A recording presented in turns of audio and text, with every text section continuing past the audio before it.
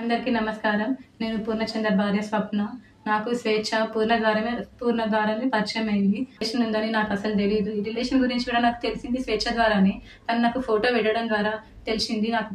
నేను పూర్ణని అడిగాను, ఏంటిది అని చెప్పేసి అడిగితే చెప్పాడు. చెప్పినాక నాకు ఆయనకి గొడవలు స్టార్ట్ అయింది. అక్కడ నాకు ఇంకా తెలిసింది ఏంటంటే అక్కడ కూడా తనతో గొడవలు ఉంటున్నాయి అని చెప్పేసి అంటే, ఇంకా నేను ఆయనను ఎందుకు ప్రెషరైజ్ చేయాలి అని చెప్పేసి నేను ఆయనను వదిలేశాను. నేను మీడియా ముందుకు ఎందుకు వచ్చానంటే, ఇప్పుడు స్వేచ్ఛ కూతురు మా ఆయన మీద నిందలేస్తుంది. ఆ నిందలు నేను చూసి తట్టుకోలేక నేను వచ్చాను బయటికి. నా నా పిల్లలతో పాటే నా కూడా చూసుకున్నాడు. తనకి స్కూల్లో జాయిన్ చేశాడు. ఫీజులు కట్టాడు.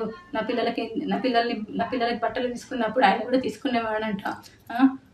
నేను నీ కన్న తండ్రి కూడా వదిలేసి వెళ్ళిపోయిండు. వెళ్ళిపోతే కూడా పూర్ణ ఆ స్థానం తీసుకున్నాడు. కన్న తండ్రి కన్నా ఎక్కువనే చూసుకున్నాడు. నా కూతురు ఎలా అయితే చూసుకున్నాడో నిన్ను కూడా అలానే చూసుకున్నాడు. కానీ నువ్వు ఇలాంటి నిందలు వేయడం కరెక్ట్ కాదు. ఇంకా స్వేచ్ఛ కూడా చాలా నన్ను టార్చర్ పెట్టింది. ఈ విషయం తెలిసినాక కూడా నేను డిప్రెషన్లోకి వెళ్ళిపోతే నన్ను పూర్ణ కాశీకి తీసుకెళ్ళాడు. కానీ మైండ్ రిఫ్రెష్మెంట్ కోసం తీసుకెళ్తే అక్కడ కూడా ఫోన్ చేసి సతాయించింది. ఎందుకు తీసుకెళ్తున్నావు, ఆమె ఎవరు అని చెప్పేసి నువ్వు తీసుకెళ్తున్నావు అని సతాయించింది.